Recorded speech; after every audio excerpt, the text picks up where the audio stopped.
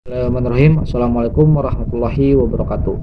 Di sini saya akan membahas mengenai tugas metode penelitian sosial yang berjudul Dampak Sosial dan Hukum Penyalahgunaan Privasi dalam Media Sosial, yang diajukan untuk memenuhi tugas metode penelitian sosial oleh dosen pengampu Bapak Dr. Haji Hikmat MAG, yang disusun oleh Muhammad Rafli Permanayuda dengan NIM 12280300125, kelas 2C, program studi sosiologi, Fakultas Ilmu Sosial dan Politik UIN Sunan Gunung Jati, Bandung. Baik, saya akan membahas bagian yang pertama, yaitu latar belakang dari judul yang saya angkat, yaitu dampak sosial dan hukum penyalahgunaan privasi dalam media sosial. Latar belakang, perkembangan teknologi dan informasi yang sedemikian pesatnya telah menimbulkan perubahan kebutuhan serta gaya kehidupan masyarakat yang semakin tergantung dengan teknologi, sehingga perlindungan data dan pribadi di dunia digital semakin penting karena penggunaan dokumen elektronik dan jaringan internet semakin meningkat. Pemanfaatan akan teknologi dan informasi dapat dirasakan manfaatnya baik di bidang pendidikan, perekonomian, dan lain-lain. Hal-hal yang berkaitan dengan perkembangan ilmu pengetahuan, sains, dan lain sebagainya yang dengan mudah dapat diakses sehingga miliaran bahkan triliunan informasi dapat kita terima dengan cepat. Dalam bidang pekerjaan, pengelolaan data yang berjumlah sangat banyak dapat dikelola dengan baik, cepat, efektif, dan efisien, serta meminimalisir kesalahan.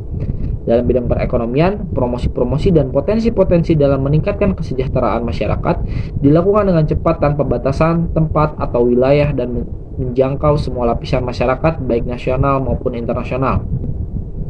Akan tetapi perkembangan teknologi dan informasi ini tidak saja memberikan manfaat, melainkan juga memberikan masalah yang dapat merugikan masyarakat, seperti halnya penyalahgunaan data, pencurian data pribadi, penjualan data pribadi, penipuan, dan lain-lain.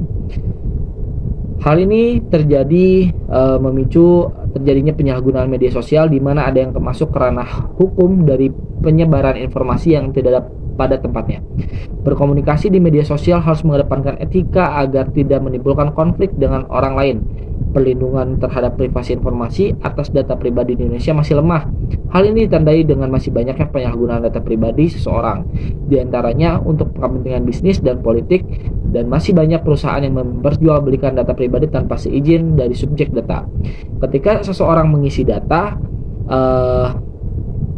dalam formulir syarat pengajuan kartu kredit misalnya, ada beberapa bank yang menjual data tersebut kepada perusahaan lain untuk kepentingan-kepentingan tertentu. Dan juga kasus bocornya data-data pasien yang terinfeksi COVID-19 kemarin di media sosial sudah sering terjadi. Di samping melanggar privasi, juga merupakan bentuk pelanggaran terhadap etika komunikasi di media sosial.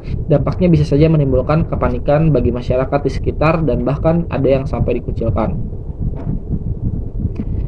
Belajar dari kasus ini, betapa mengerikannya dampak yang ditimbulkan hanya dengan sekali klik dan share begitu saja di media sosial, terlebih itu menyangkut data pribadi atau privasi seseorang ke ranah publik. Data pribadi atau privasi seseorang sangatlah penting. Oleh karena itu, para pengguna media sosial harus memahami dengan baik kebijakan privasi di suatu platform agar tidak terjadi penyalahgunaan data-data pribadi. Data pribadi atau privasi seseorang wajib untuk dilindungi karena menyangkut hak asasi dan privasi seperti tercantum dalam Deklarasi Universal tentang Hak Asasi Manusia atau Universal Declaration of Human Rights 1948, Undang-Undang Nomor 12 Tahun 2005 tentang Pengesahan International Convention on Civil and Political Rights, Undang-Undang Nomor 36 Tahun 2009 tentang Kesehatan dan yang mengatur rahasia kondisi pribadi pasien, dan Undang-Undang Nomor 10 Tahun 1998 tentang perbankan yang mengatur data pribadi mengenai nasabah penyimpanan dan simpanannya. Dan juga di dalam Undang-Undang Nomor 19 Tahun 2016 yang perlu kita ketahui tentang perubahan atas Undang-Undang Nomor 11 Tahun 2008 tentang informasi dan transaksi elektronik, tersebut diatur tentang penyebaran berita bohong atau hoax, dan bagi yang melanggar dapat dikenakan sanksi berikut, yaitu ada 45A ayat 1 yaitu muatan berita bohong dan menyesatkan, pasal 45A ayat 2 yaitu muatan yang menimbulkan rasa kebencian dan permusuhan antara individu atau kelompok masyarakat tertentu berdasarkan atas suku, agama, ras, dan antar golongan. Sejalan dengan hal itu, Di dalam hukum Islam tentu ada aturan tentang pelanggaran yang sering dilakukan dalam teknologi ini. Dapat kita temukan dalam berbagai jenis perbuatan yang dilanggar oleh hukum pidana Islam.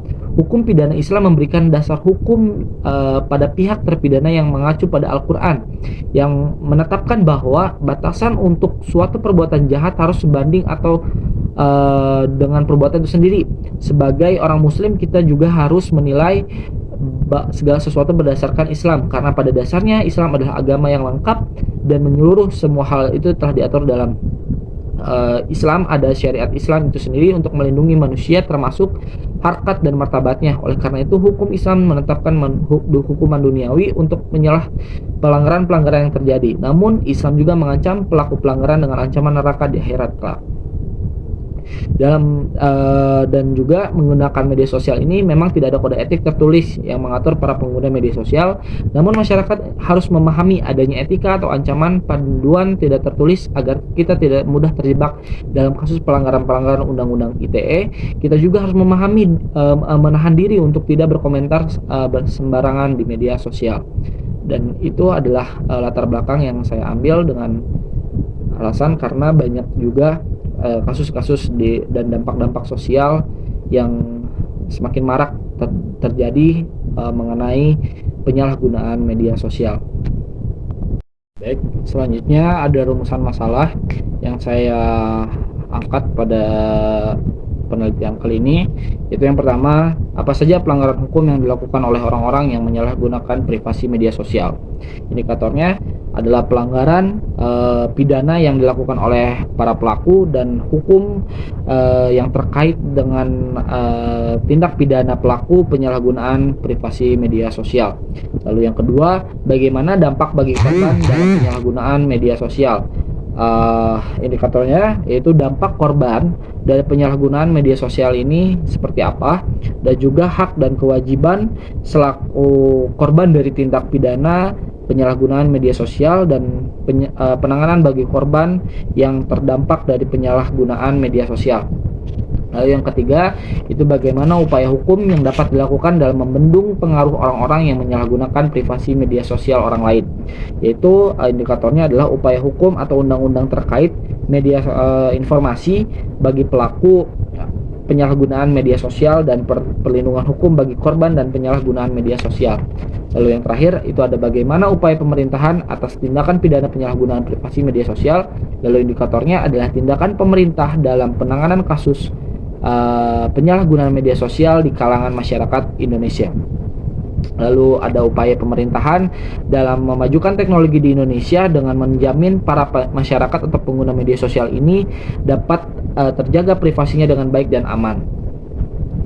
Lalu selanjutnya ada metode penelitian yang saya lakukan pada penelitian kali ini, yaitu jenis penelitiannya adalah jenis penelitian yang penulis gunakan, yaitu penelitian kualitatif deskriptif melalui studi literatur. Melalui jenis penelitian kualitatif deskriptif akan memberikan pemahaman terkait konteks yang lebih mendalam, melihat pola, tema, dan perspektif yang muncul dalam literatur yang dikaji.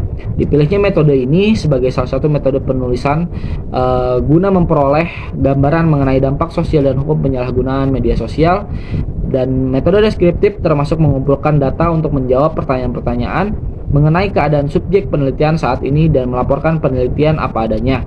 Dalam penelitian deskriptif, penulis akan mencoba untuk melihat kejadian yang menjadi pusat perhatiannya dan kemudian diilustrasikan sebagaimana adanya. Dengan kata lain, penelitian deskriptif mengambil masalah atau merumuskan perhatian kepada masalah-masalah aktual sebagaimana adanya pada saat penelitian dilakukan.